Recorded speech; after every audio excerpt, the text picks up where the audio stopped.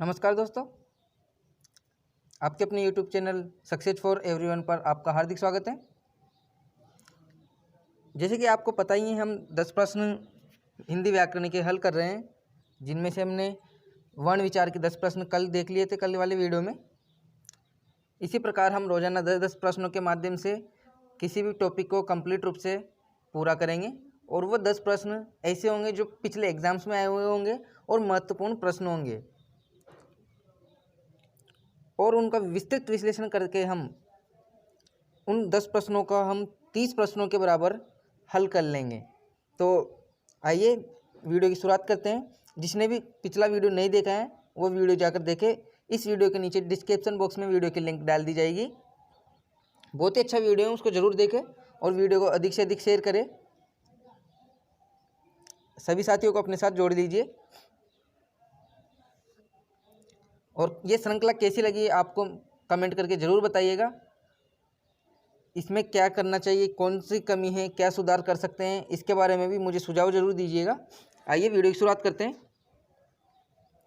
और एक चीज़ और कहना चाहता हूँ आपसे, बहुत से स्टूडेंट बोलते हैं कि हमारे तो वर्ण विचार टॉपिक है ही नहीं। तो देखो, मैं आपको बता दूँ, जिसके भी संधि टॉपिक जुड़ा हुआ है उसको वर्ण विचार की जानकारी होना बहुत आवश्यक है। संधि तभी अच्छे से कर पाओगे जब वर्ण विचार की जानकारी आपको कंप्लीट रूप से होगी, वरना आप संधि के क्वेश्चन गलत कर दोगे। इसलिए जिसके भी संधि हैं हिंदी में, जो भी कंपटीशन की तैयारी कर रहे हैं, चाहे वो first grade, second grade, third grade हो, केवीएस हो, पटवार हो, कुछ भी हो, जिसके भी अगर संधि वाला टॉपिक है उसको वर्ण विचार जरूर पढ़ना है। और जिसके वर्ण विचार हैं उसको तो पढ़ना ही है। तो वर्ण विचार संधि के लिए बहुत आवश्यक टॉपिक हैं। तो पहला प्रश्न देखते हैं आज का। उससे पहले मोटिवेशन कोट। व्यक्ति अपने विचारों से निर्मित एक प्राणी है, वह जो सोचता है वही बन जाता है। बिल्कुल सही बात है। व्यक्ति क्या होता है, जो जैसा भी अपने मन में विचार लाता है उसके साथ ईश्वर भी वैसे ही बातें उसके सामने प्रकट करता है और वो वैसा ही बन जाता है। तो कहते हैं ना, जिसकी जैसी सोच। तो आप समझ गए होंगे। आइए चलते हैं, पहला प्रश्न देखते हैं। इनमें से असमूहित उच्चारण स्थान वाला है। एक है इसमें से जो असमूहित उच्चारण है। अब देखो प्रश्न कैसा है। अ, क, च, ह। अब इसमें उच्चारण स्थान का पता होना चाहिए अपने को। अ का उच्चारण स्थान क्या है, क का क्या है, च का क्या है, ह का क्या है। तो यहाँ पर हमें पता चल रहा है। देखो, अ का उच्चारण स्थान, क का उच्चारण स्थान और ह का उच्चारण स्थान होता है कंठे। कल भी बताया था मैंने, कंठे। तो अ को विसर्जनीय नाम इसका सूत्र होता है। तो कंठे का उच्चारण स्थान इन तीनों का। तो जबकि च का उच्चारण स्थान क्या होता है, तालव्य, ईचु से नाम, ये इसका सूत्र है। तो इसमें असमूहित मतलब इसका समूह सही, ये तीनों का तो समूह बना हुआ है और ये इन तीनों से असंगत है, भिन्न है। जैसे कि आपको पता ही है, रीजनिंग में भी ऐसे क्वेश्चन पूछे जाते हैं। तो ये क्वेश्चन तो इसे हिंदी का ही है। इनमें से असमूहित उच्चारण स्थान वाला हो जाएगा सी, च का उच्चारण स्थान तालव्य और अ, क, ह का उच्चारण स्थान है कंठे। समझ में आया होगा। अगला प्रश्न देखते हैं। अल्प प्राण वर्णों की संख्या है 31, 14, 30, 13। तो देखो, ये अल्प प्राण वर्णों की संख्या और महाप्राण वर्णों की संख्या, घोष वर्णों की संख्या, सघोष वर्णों की संख्या, इनमें हमें क्या है, बहुत कन्फ्यूज रहता है। तो देखो, आज हम उस कन्फ्यूज को क्लियर करेंगे। 31, 14, 30, 13। तो 31 तो होती है अपने सघोष वर्णों की संख्या। किनकी? सघोष वर्णों की संख्या, जिसे हम घोष वर्ण भी बोलते हैं, उनकी संख्या होती है 31।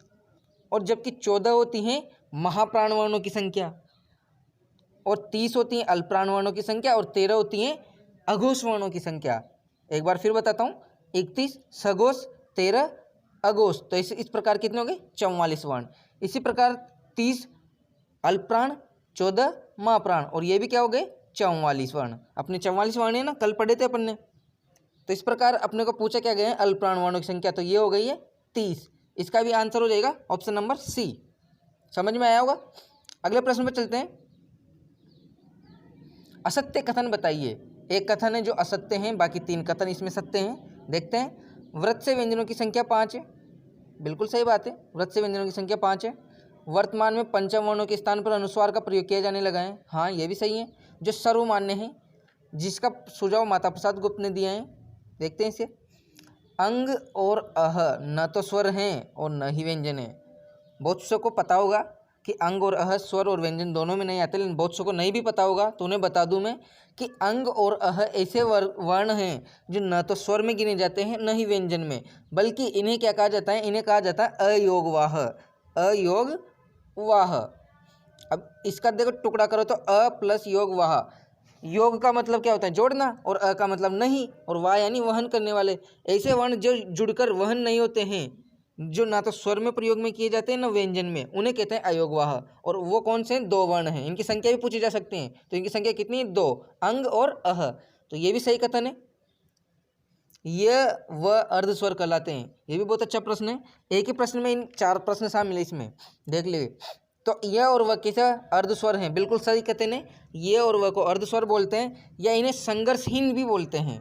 ये और वह को अर्धस्वर और संघर्षहीन भी बोलते हैं। तो ये भी सही है और ये भी सही है और पहला भी सही है। अब मैंने यहाँ बताया था आपको पंचम वर्णों के स्थान पर अनुस्वार का प्रयोग किया जाने लगा है, जो सर्वमान्य है। मैंने ये भी सही बताया था, लेकिन इसमें एक चीज़ गलत है, वो है जिसका सुझाव माता प्रसाद गुप्त ने नहीं दिया। इसका सुझाव किसने दिया था, इसका सुझाव दिया था डॉक्टर श्याम सुंदर दास शर्मा ने। कथन तो ये भी सत्य था पूरा, लेकिन इसमें इसका सुझाव देने वाले कौन थे, डॉक्टर श्याम सुंदर दास। तो बिल्कुल इसका सही आंसर हो जाएगा option number B. Next question पर चलते हैं। इसको समझ लीजिए, इसमें व्रत से व्यंजन बताए थे भी 5 होते हैं, वो कौन कौन से होते हैं ये समझ लीजिए। व्रत से व्यंजन ये न ल र स ज 5 होते हैं, संख्या पूछ ले तो 5। और कौन कौन से, न ल र स ज।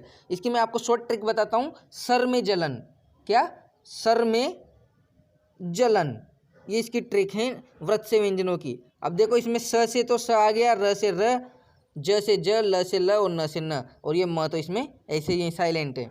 तो इस प्रकार इसकी ट्रिक से भी इसको याद रख सकते हैं। व्रत से व्यंजनों की संख्या 5 है और इसकी ट्रिक है सर में जलन, जिसमें मे का कोई अर्थ नहीं है और बाकी 5 व्रत से व्यंजन है। और व्रत से व्यंजन कौन से होते हैं, वे वर्ण जिनका उच्चारण जीवा की नोक के द्वारा व्रत से यानी मसूड़े को स्पर्श करने से होता है, उन्हें व्रत से व्यंजन कहते हैं। बोल के देखिए, न, जीवा की नोक है ना, तीखी नोक है अपनी जीवा के आगे वाला भाग, ये न, तो मसूड़े को स्पर्श कर रहा है, ल, इसमें भी कर रहा है, र, इसमें भी कर रहा है, स, इससे भी मसूड़े को स्पर्श कर रहा है, ज, इससे भी कर रहा है। इन 5 के अलावा कोई किसी से भी जीवा की नोक मसूड़े से स्पर्श नहीं करती है, ध्यान रखना, जीवा की नोक की बात है। तो व्रत से व्यंजन में ये 5 आते हैं। और इसमें एक्स्ट्रा जानकारी और दी हुई, दंत ऐसा उच्चारण स्थान है जिसमें कोई भी स्वर उच्चारित नहीं होता। आपने कल भी देखे होंगे, मैंने बताए थे कंठ, तालव्य, मूर्धन्य, लेकिन कहीं भी दंते आया था क्या, स्वर नहीं आया। तो स्वर दंत से नहीं बोला जाता है। आपको 11 स्वर बताए थे, उनमें देख लेना आप भी बोल के, दंत से कोई भी स्वर नहीं बोला जाता है, जबकि व्यंजन बोला जाता है, उसको अपन आगे देखेंगे। तो नेक्स्ट प्रश्न पर चलते हैं। अब क्वेश्चन नंबर 4, इनमें से संघर्षी वर्ण हैं। संघर्षी वर्ण बताने हैं, जो कि देखो सेकंड ग्रेड 2015 में आया हुआ प्रश्न है, कल भी बताए थे मैंने। संघर्षी वर्ण बहुत इजी है, श, श, स, ह, ये चारों संघर्षी वर्ण कहलाते हैं, जो जिसमें से 2 तो ये रहे और 2 ये मैंने लिख दिए। तो इसका सही आंसर तो सी हो जाएगा, लेकिन इनके ऊपर भी चर्चा करते हैं। क और ग कौन से हैं, त और थ कौन सा है, और प और फ कौन सा है। तो देखो क, ग, त, थ, प, फ, इन्हें वर्गीय व्यंजन भी बोलते हैं और इन्हें स्पर्शी व्यंजन भी बोलते हैं। तो इसमें सही आंसर हो जाएगा ऑप्शन नंबर सी, स और श इसका सही आंसर, संघर्षी वर्ण। और स, ह ये भी होते हैं। तो संख्या भी ध्यान रखनी है आपको इसके साथ साथ। तो समझ में आया होगा प्रश्न। अगला प्रश्न देखते हैं, सुमेलित कीजिए। हमें एक यहाँ पर 4 दिए हुए हैं, इनमें सुमेलित करना है। अब देखो इससे सीधा तो कोई प्रश्न ही नहीं हो सकता, प्रश्न भी यही है, उत्तर भी यही है। तो इसमें से री, र, स, इनका एक तरफ तो दिया हुआ है वर्ण और एक तरफ दिए हैं उच्चारण स्थान। तो हमें बताना है कौन सा वर्ण कौन से उच्चारण स्थान से बोला जाता है। री, र, स, तो ये किससे बोला जाता है, दंते, ओष्ठे, दंतोष्ठ, मूर्धन्य। तो मैंने आपको कल भी बताया था, ऋतु रसनाम इसका सूत्र है, और री, र, स बोला जाता है मूर्धन्य से। री, र, ट वर्ग और षटकोण वाला श, ये मूर्धन्य से बोला जाता है। तो एक में द कौन कौन से विकल्प में, बी वाले में और डी वाले में। तो देखो ए और सी, ये तो इसका उत्तर नहीं होगा। अब आगे देखते हैं इन दोनों में से कौन सा है।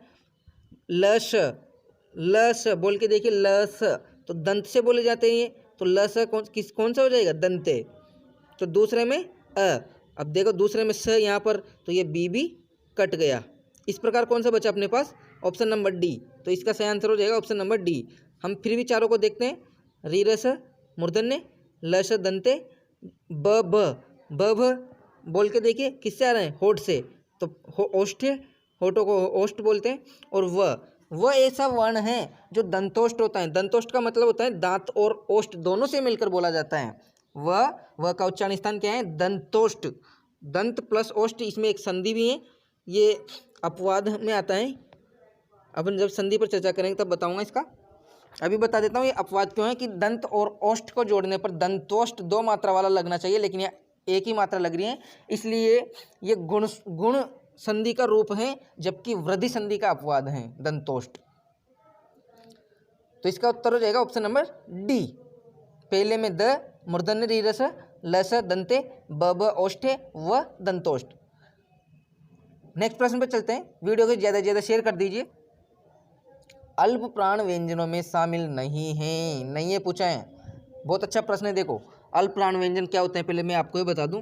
अल्प प्राण व्यंजन वे होते हैं जो प्राणवायु की आवश्यकता जिनमें कम होती है, मतलब जिनके उच्चारण में करने में हमें प्राणवायु की आवश्यकता कम होती है, वे होते हैं अल्प प्राण व्यंजन। लेकिन इनके संख्या भी पूछी जाती है और ये भी पूछा जाता है कि कौन से अल्प प्राण होते हैं और कौन से महाप्राण होते हैं। प्राणवायु के आधार पर 2 भागों में बांटते हैं, अल्प प्राण और महाप्राण। तो अल्प प्राण में आते हैं वर्ग का पहला, तीसरा, 5वां वर्ण, ये, र, लव और सभी स्वर। तो इस प्रकार देखो वर्ग का पहला, तीसरा, 5वां, सभी स्वर और ये, र, लव, ये इसमें आते हैं अल्प प्राण में। जबकि महाप्राण में आते हैं वर्ग का दूसरा, चौथा वर्ण और श, श, श, ह। तो आप सोच रहे होंगे वर्ग का पहला, तीसरा, 5वां ये क्या है, दूसरा, चौथा क्या है। तो आपको पता ही होगा वर्ग में 25 वर्ण होते हैं, क वर्ग, ट वर्ग, प वर्ग, च वर्ग, ये बताए थे ना मैंने कल भी। तो देखो पहला, तीसरा, 5वां देखते हैं, ये र, ल, व, ये भी बताया। तो अल्प प्राण में ये भी आता है, र भी आता है, सभी स्वर आते हैं, तो ये भी सही है। तो ऑप्शन नंबर ए तो इसका सही आंसर है। अपने से पूछा क्या है, शामिल नहीं है, हमें नहीं है वाला बताना है, ये तो है।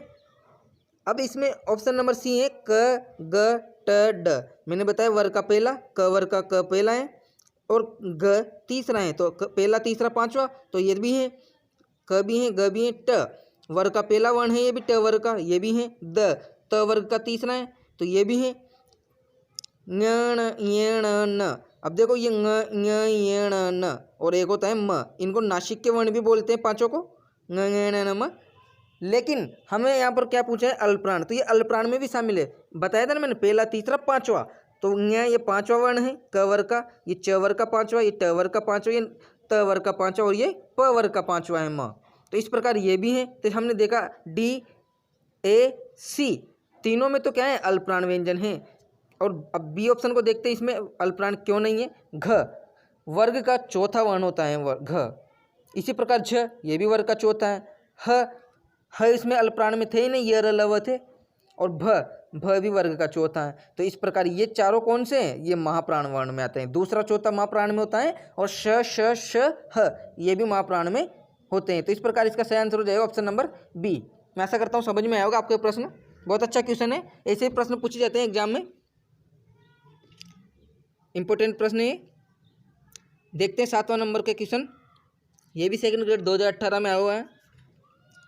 इनमें से कौन सा कथन सही नहीं है। दीर्घ स्वर मैंने बताए थे 7 होते हैं मात्रा काले उच्चारण के आधार पर। तो आ, ई, उ, ए, ऐ, ओ, औ। अब मैंने यहाँ आ बोला और ई कौन सा वाला, ये वाला, और उ ये वाला, ये आते हैं दीर्घ स्वर में। और ए, ऐ, ओ, औ ये भी दीर्घ स्वर में आते हैं। लेकिन ये किसके आधार पर, मात्रा काल या उच्चारण मात्रा के आधार पर, ध्यान रखना इसका। और जबकि उत्पत्ति के आधार पर दीर्घ स्वर पूछे तो उत्पत्ति के आधार पर दीर्घ स्वर केवल 3 ही है, आ, ई और उ। तो इसका भी ध्यान रखिएगा। तो अपने तो ऑप्शन ए में दे रखा है आ दीर्घ स्वर है, तो अपना ये कथन तो बिल्कुल सत्य है, सही है। ई मूल स्वर है, अभी मैंने बताया था उत्पत्ति के आधार पर ई कौन सा स्वर रहता है, मूल स्वर। अ, ई, उ, री, ये वाला ई और ये वाला उ और री और अ, ये चारों किसके आधार पर, उत्पत्ति के आधार पर मूल स्वर होते हैं। और इन्हें ही मात्रा काल के आधार पर ह्रस्व स्वर या लघु स्वर बोलते हैं। ई संयुक्त स्वर है, अकंठे ध्वनि है। अकु विसर्जनीय नाम बताया था, अकंठे ध्वनि, तो ये भी सही है, ये भी सही है, ये भी सही है। ई संयुक्त स्वर नहीं है, क्यों, ई तो दीर्घ स्वर है, अभी बताया था मैंने, दीर्घ स्वर है ना ई तो। अब ये देखो संयुक्त स्वर क्या होता है, संयुक्त स्वर होते हैं, मैंने बताया था अभी आपको, संधि स्वर या संधि अक्षर, इसको 2 भागों में बांटते हैं। एक बार फिर बताता हूँ, उत्पत्ति के आधार पर मूल स्वर और संधि स्वर ये दो भाग होते हैं। मूल स्वर में 4 आते हैं, संधि स्वर में 7 आते हैं। अब देखो संधि स्वर को भी दो भागों में बांटते हैं, दीर्घ स्वर और संयुक्त स्वर। दीर्घ स्वर, संयुक्त स्वर। अब दीर्घ स्वर में कौन कौन से आते हैं? आ, ई और उ। जबकि संयुक्त स्वर में कौन कौन से आते हैं? ए, ऐ, ओ, औ। ये आते हैं उत्पत्ति के आधार पर संधि स्वरों के भेद। तो संयुक्त स्वर में आते हैं ए, ऐ, ओ, औ। तो यहाँ पर ई दे रखा है इसलिए असत्य हो जाएगा, गलत हो जाएगा। 7वें का सही होगा सी। मैं आपको बहुत व्याख्या से बता रहा हूँ, फिर भी आपको समझ में नहीं आया है तो वीडियो एक बार फिर से देखें। अगला प्रश्न देखते हैं, क्वेश्चन नंबर 8। कौन सा कथन है जो असत्य नहीं है? श, श, अ अल्पप्राण वर्ण है। प्रत्येक वर्ग का पहला दूसरा वर्ण महाप्राण होता है। ये, र, ल, वह अल्पप्राण व्यंजन है। प्राणवायु के आधार पर वर्ण 2 प्रकार के हैं और ये वर्गीकरण बाह्य प्रयत्न के आधार पर किया गया है। तो देखिए प्रश्न को ध्यान से पढ़िए। पहले तो प्रश्न में क्या पूछा है? जो असत्य नहीं है। क्या पूछा है? असत्य नहीं है। मतलब क्या हुआ? सत्य है। जो सत्य नहीं है वो सत्य है, यही तो है ना। तो हमें सत्य कथन बताना है। मतलब 3 कथन तो ऐसे ही यहाँ पर जो असत्य हैं और एक कथन है जो सत्य हैं। देखते हैं कौन कौन सा कथन है जो असत्य है और कौन सा कथन है वो सत्य है। श, श, अ अल्पप्राण है। देखो अल्पप्राण में आते हैं, मैंने अभी भी बताए थे, वर्ग का पहला, तीसरा, 5वां। ये, र, ल, व सभी स्वर। तो देखो स्वर में अ भी आता है तो ये तो है, लेकिन श, स नहीं बताए थे मैंने अल्पप्राण में। किस में आते हैं? महाप्राण में। तो इस प्रकार ये तो गलत है। श, स किस में आएंगे? महाप्राण में। अ आएगा अल्पप्राण में, इसलिए असत्य हैं। दोनों सही नहीं है। प्रत्येक वर्ग का पहला दूसरा वर्ण महाप्राण होता है। तो देखो प्रत्येक वर्ग का पहला दूसरा वर्ण महाप्राण नहीं होता है। प्रत्येक वर्ग का पहला दूसरा वर्ण होता है अघोष वर्ण। कौन सा वर्ण? अघोष वर्ण। और तीसरा, चौथा, 5वां सघोष वर्ण। आगे बताएंगे इसके बारे में, आगे चर्चा करेंगे। तो इसका ये भी गलत हो गया। महाप्राण तो कौन सा होता है? दूसरा और चौथा प्रत्येक वर्ग का। और श, श, स, ह। ये, र, ल, व, ह अल्पप्राण व्यंजन है। देखो बहुत घुमा है यहाँ पर। ये, र, ल, व ये तो अल्पप्राण है, लेकिन ह कौन सा है? ह महाप्राण व्यंजन है। बताया था ना मैंने। ये, र, ल, व, ह सघोष वर्ण है। अगर ऐसा आता तो बिल्कुल सही था। सघोष में ये, र, ल, व के साथ ह भी होता है, जबकि अल्प प्राण में केवल ये, र, ल, व होते हैं और महाप्राण में श, श, स, ह ये होते हैं। तो तीनों इसके गलत हो गए। ये भी गलत, ये भी गलत और ये भी गलत। समझ में आ रहे होंगे आपको। अब चौथा विकल्प में प्राणवायु के आधार पर वर्ण 2 प्रकार के। हाँ, एक तो अल्पप्राण, एक महाप्राण। प्राणवायु के आधार पर 2 प्रकार के हैं, सही है। और यह वर्गीकरण बाह्य प्रयत्न के आधार पर किया गया है। ये बिल्कुल इंपॉर्टेंट बात तो यही है इसमें। ये तो पता होता है हमें प्राणवायु के आधार पर अल्पप्राण, महाप्राण, लेकिन इस चीज़ को हम नज़रअंदाज कर जाते हैं कि ये बाह्य प्रयत्न के आधार पर है या आभ्यंतर प्रयत्न के आधार पर है। आपने वर्ण पढ़े होंगे, उसमें वर्गीकरण किया हुआ है आभ्यंतर प्रयत्न और बाह्य प्रयत्न। तो देखो प्राणवायु के आधार पर 2 प्रकार के हैं और ये बाह्य प्रयत्न के आधार पर है। ये बिल्कुल सही कथन है। तो 8वें का आंसर हो जाएगा अपना डी। अगला प्रश्न देखते हैं। इससे पहले आपको अघोष, सघोष, अल्पप्राण, महाप्राण में जो कन्फ्यूजन होता है इस फोटो से आप देख सकते हैं। मैं इसको दिखाता हूँ आपको। देखो अल्पप्राण कौन से होते हैं? वर्ग में कन्फ्यूजन कहाँ होते हैं हमें? इनको तो हम फिर भी रट लेते हैं। ये, र, ल, व अल्पप्राण में आते हैं और सघोष में भी आते हैं, और ये महाप्राण में आते हैं, श, श, श, ह, और अघोष में भी आते हैं। ह इसमें आता है सघोष में, सॉरी। अब कन्फ्यूजन होती है हमें यहाँ पर वर्गों में। ये वर्ग है, मैंने आपको बताए थे भी। 25 वर्ण होते हैं वर्गों के। एक वर्ग में 5 वर्ण होते हैं और 5 वर्ग होते हैं। 5 × 5 मतलब 25। इनको स्पर्शी व्यंजन भी बोलते हैं। देखते हैं इन्हें। देखो अल्पप्राण और महाप्राण पहचानने की सबसे अच्छी ट्रिक है। पहला वर्ण आएगा अल्पप्राण, पहला आया अल्पप्राण, फिर दूसरा है महाप्राण, फिर आया अल्पप्राण, फिर आया महाप्राण, फिर अल्पप्राण। मतलब एक छोड़कर एक अल्पप्राण आता रहे। एक के बाद एक अल्पप्राण, एक महाप्राण, फिर एक अल्पप्राण, फिर एक महाप्राण, फिर एक अल्पप्राण। इस प्रकार पहला, तीसरा, 5वां तो कौन से में आता है? अल्पप्राण में, जबकि दूसरा, चौथा आता है महाप्राण में। समझ में आ रहे होंगे आपको। और ये यहाँ पर डिनोट करके दिखाए गए हैं, आपको देख लेने का, देख लीजिएगा इसको ठीक से। अघोष में कौन सा होता है? पहला, दूसरा। ये यहाँ पर देखो, पहला, दूसरा अघोष में, और तीसरा, चौथा, 5वां घोष या सघोष में। तो इस प्रकार से देख लीजिए, इसको समझ लीजिएगा, फोटो को स्क्रीनशॉट ले लीजिएगा इसका। इसमें आपको और भी एक्स्ट्रा जानकारी है, वो है कि इन 5 को पंचम वर्ण बोलते हैं या अनुनासिक बोलते हैं, नासिक के वर्ण बोलते हैं। ङ, ञ, ण, न, म बताया हुआ है मैंने पहले भी। और ये वर्ग हैं, और ये इनको देख लीजिएगा, कंठ इसमें क वर्ग आता है, तालु च वर्ग आता है, मुर्दा ट वर्ग आता है, दंत त वर्ग आता है, ओष्ठ इसमें प वर्ग आता है।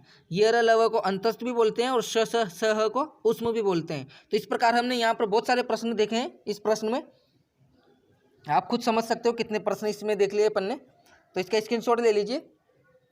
नेक्स्ट प्रश्न में चलते हैं। इनमें से किस विकल्प में कोई भी वर्ण घोष नहीं है? एक विकल्प ऐसा है जो कोई भी वर्ण घोष नहीं है, और ये सेकंड ग्रेड 2015 में पूछा गया प्रश्न है। कौन सा वर्ण है जिसमें कौन सा विकल्प है जिसमें कोई भी वर्ण घोष नहीं है? प्रश्न को अच्छे से समझना है। अ ज झ घोष वर्ण मैंने अभी बताए थे आपको कौन कौन से होते हैं। वर्ग का तीसरा, चौथा, पांचवा, इसको घोष या सघोष बोलते हैं। साथ में सभी स्वर भी होते हैं और ये र ल व ह भी होते हैं। किसमें? घोष में। तो इनकी संख्या कितनी होती है? और 31 होती है, ध्यान रखना। तो अब देखते हैं अपन वर्ग का तीसरा, चौथा, पांचवा।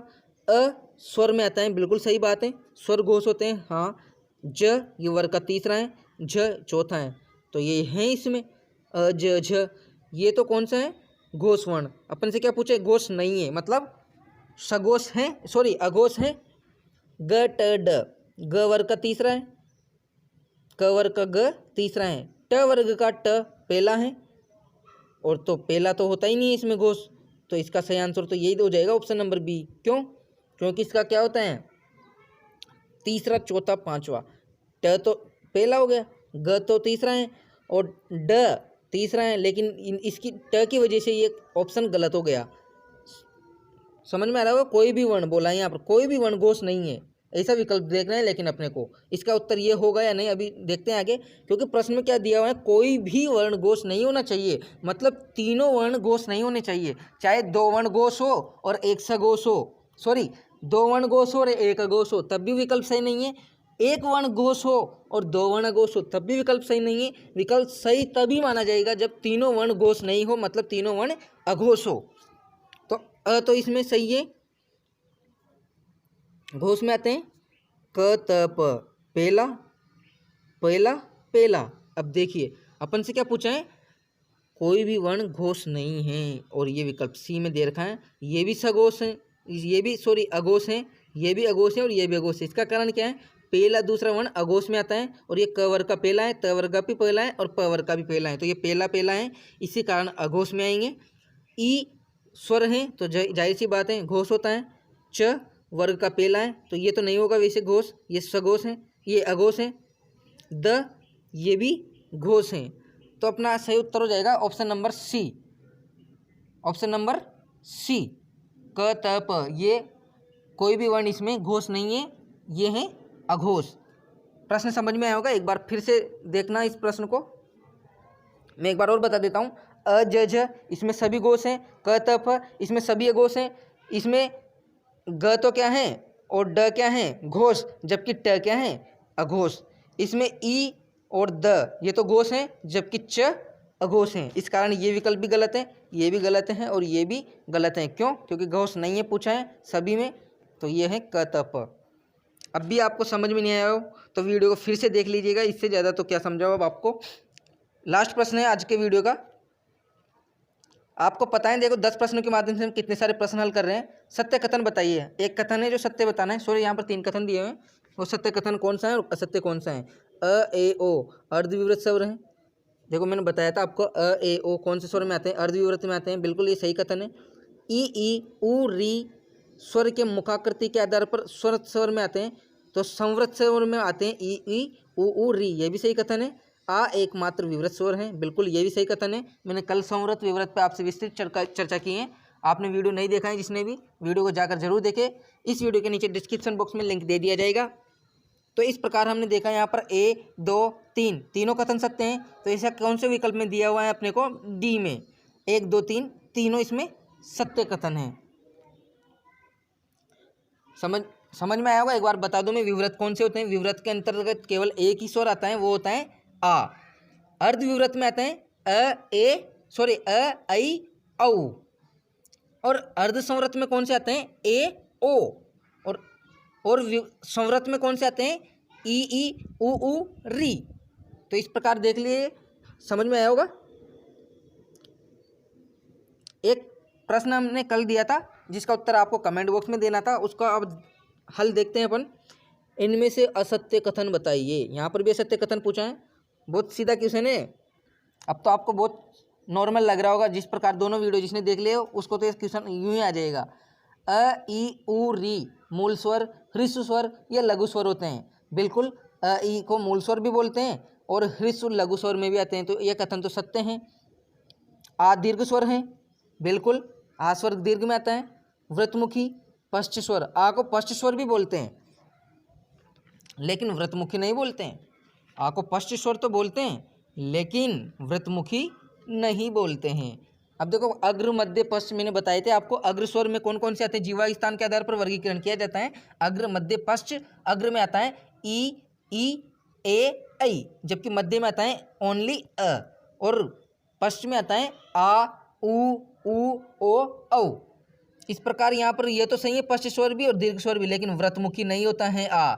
व्रतमुखी में कौन कौन से आते हैं, व्रतमुखी में आते हैं 4 वर्ण आते हैं, 4 स्वर आते हैं, सॉरी 4 स्वर कौन कौन से, उ ओ औ। आपको बोलने पर अपना होठ या मुख कैसे हो जा रहा है, गोल। व्रत का मतलब क्या होता है, गोल। तो उ ओ औ व्रतमुखी में आते हैं, जबकि 7 होते हैं वो अव्रतमुखी में आते हैं, अ आ ई री ए ऐ। तो यहाँ पर आ तो किस में आ जाएगा, अव्रतमुखी में। इस प्रकार इसका ये विकल्प गलत है, बी वाला। फिर भी हम दोनों विकल्प भी देखते हैं क्या है। मात्रा काल के आधार पर स्वर 3 प्रकार के होते हैं, मैंने बताया था 3 प्रकार के होते हैं मात्रा काल के आधार पर।